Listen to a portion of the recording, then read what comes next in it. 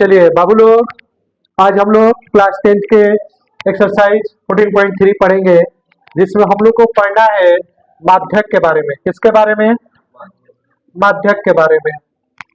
उससे पहले मैं कुछ बातों को बता दूं कि एक महान व्यक्ति अपने प्रति कठोर होता है और एक छोटा व्यक्ति दूसरों के प्रति कठोर होता है। क्योंकि एक महान व्यक्ति जो होता है ना, खुद में अनुशासित होता है, क्या सही है क्या गलत है उसको पता है, अपनी गलतियों को सुधारने की क्षमता उसमें होती है। लेकिन एक छोटा व्यक्ति वो दूसरों की गलतियों को देखता है, दूसरों की गलतियों को गिनाता है, वो अपनी गलतियों को नहीं देखता है।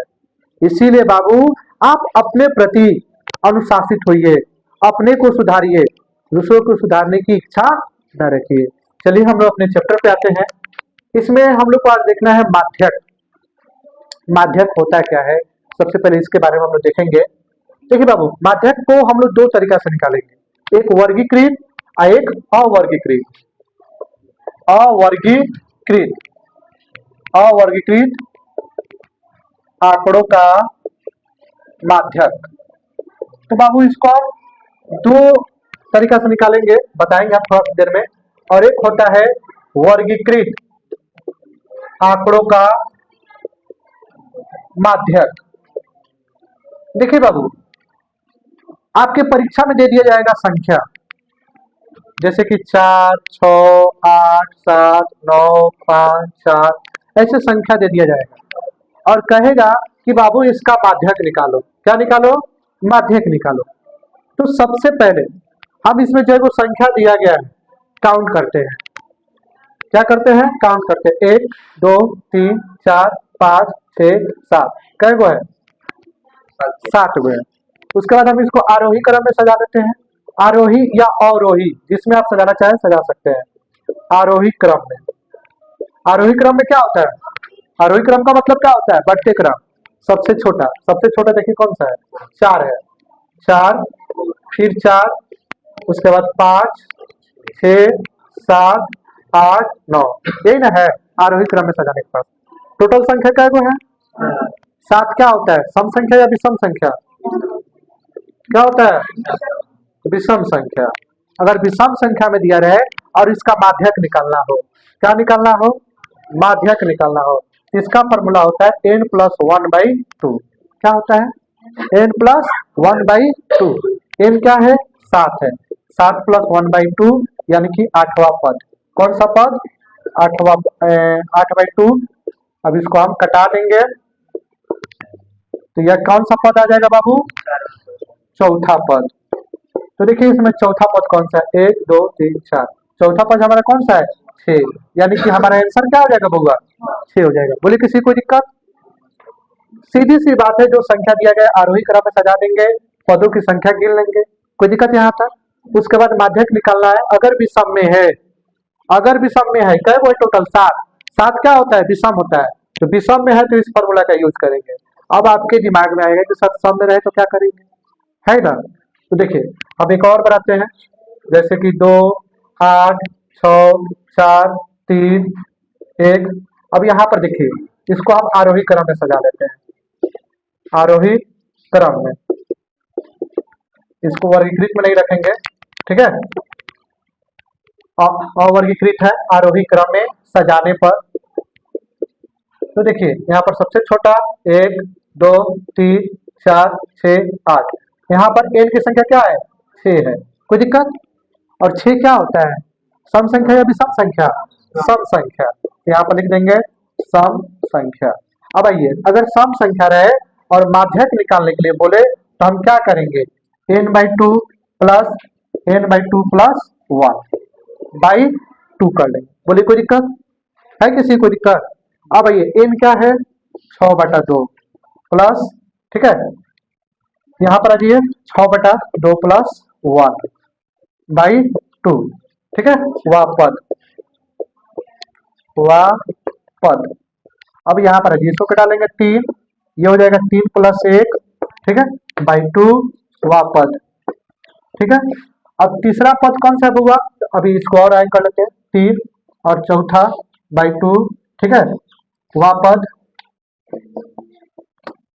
अब आइए तीसरा पद कौन सा है, यहाँ पर बना देते हैं। इसमें देखिए तीसरा पद 3 है और चौथा पद कौन सा है, 4 है। बाई 2 तो क्या हो गया 7/2, यानी कि 3.5 हमारा आंसर हो जाएगा। बोले कोई दिक्कत नहीं ना है? चलिए इसमें कोई दिक्कत नहीं ना है। एक बार और देख लीजिए, यहाँ पर जो संख्या दी गई है मैंने इसको आरोही क्रम में सजा दिया है। 6 आया है, 6 विषम संख्या है, विषम बोल रहे हैं सम संख्या है। अगर सम संख्या में अगर दिया रहे माध्यक निकालने का बोलो तो ये वाला फॉर्मूला यूज करेंगे, ये वाला n/2 प्लस n/2 प्लस 1/2।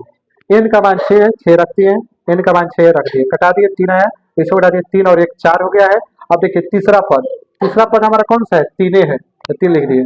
चौथा पद 4 है तो हमने 4 लिख दिया। 3 और 4 7/2, यानी कि 2 को 7 से भाग देंगे 3.5 हमारा आंसर आ जाएगा। बोले कोई दिक्कत नहीं ना है? चलिए आप लोग इसका स्क्रीनशॉट ले लीजिए। अब इसके बाद हम लोग वर्गीकृत आंकड़ों के माध्यम से देखेंगे। चलिए ध्यान दीजिए बाबू, हम लोग अवर्गीकृत देख चुके हैं, अब देखेंगे वर्गीकृत आंकड़ों का माध्यक कैसे निकालते हैं। माध्यक, अवर्गीकृत आंकड़ों का माध्यक निकालना।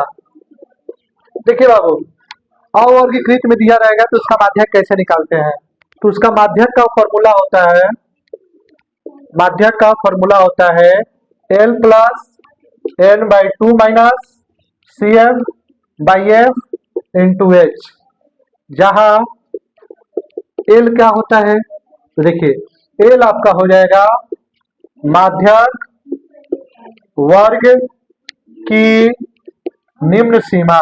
क्या हो जाएगी, माध्यक वर्ग की निम्न सीमा। n प्रेक्षणों की संख्या, प्रेक्षणों की संख्या, ठीक है।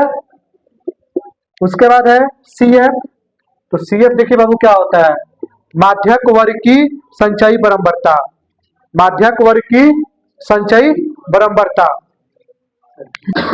देखिए CF आपका क्या है, माध्यक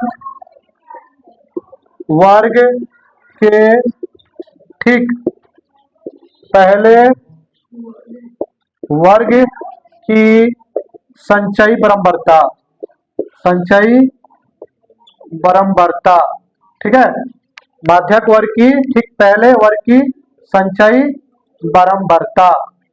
उसके बाद है आपका बाबू F, F होता है माध्यक वर्ग, माध्यक वर्ग की बराबरता, माध्यक वर्ग की बराबरता।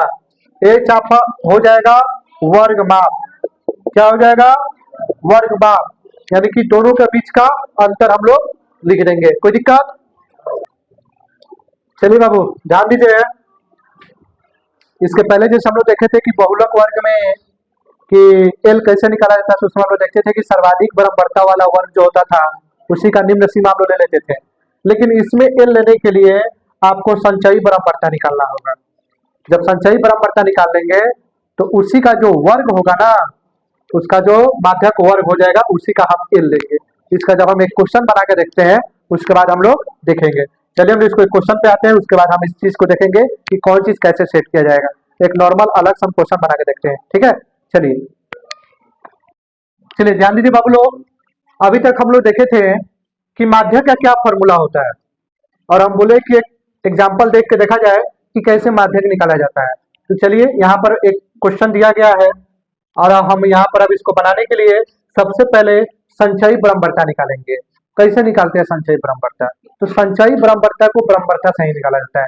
कैसे, देखिए स्टार्टिंग में क्या है, 5 है, 5 लिखिएगा, 5 और 3 क्या हो जाएगा, 8 हो जाएगा, 8 4 क्या हो जाएगा, 12, 12 3 क्या हो जाएगा, 15, 15 3 18, 18 4 22, 22 7 29, 29 9 38, 38 7 45, 45 8 53।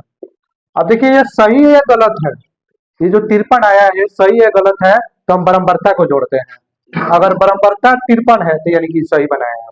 ये वाला चीज का प्रूफ यहाँ मिल जाता है। देखिए 5 3 8, 8 4 12, 12 3 15, 15 3 18, 18 4 22, 22 7 29, 29 और 9 38, 38 और 7 क्या हो जाएगा 45, 45 8 53। यहाँ पर आ गया 53। अगर यहाँ 53 है, यहाँ भी 53 है तो सही है। यानी कि ये वाला चीज और नीचे वाला चीज सेम होना चाहिए। अगर ये सेम है तो आपका क्वेश्चन सही बना है। तो यहाँ एन आपने क्या लाया, एन आपने क्या लाया 53 लाया। अब यहाँ पर हम एन बाई 2 निकाल लेंगे, 53/2 तो क्या हो जाएगा 26.5, यही ना हो जाएगा। अब देखिए 26.5 से बड़ा कौन है, 26.5 से बड़ा संचयी परम्परता कौन है 29 है। तो इसका वर्ग कौन सा है 60 और 70, यहाँ पर इसलिए माध्यक वर्ग, माध्यक वर्ग, माध्यक वर्ग कौन सा हो जाएगा बाबू 60 70। बोलिए समझ में आया माध्यक, माध्यक कैसे निकाला जाता है। सबसे पहले हम संचयी निकालेंगे, संचयी परम्परता। जब आ जाएगा एन हमारा जितना रहेगा उसको 2 से भागा कर देंगे और जो आएगा इससे बड़ा वाला संख्या, ठीक इससे बड़ा वाला, ठीक इससे बड़ा वाला जो निकाले इससे ठीक बड़ा वाला, तो इसका वर्ग जो है उसको हम लिख लिए। बोलिए कोई दिक्कत नहीं ना है। अब आइए क्वेश्चन पे, अब हम क्वेश्चन लिखेंगे। माध्यक is equal to L plus N by 2 minus C F by F into H, यही ना फॉर्मूला है इसका माध्यक का। देखिए एल क्या होता है माध्यक वर्ग का निम्न सीमा, माध्यक वर्ग कौन सा है 60, इसका निम्न सीमा। एन बाई 2 क्या है होगा 26.5। बोलिए कोई दिक्कत।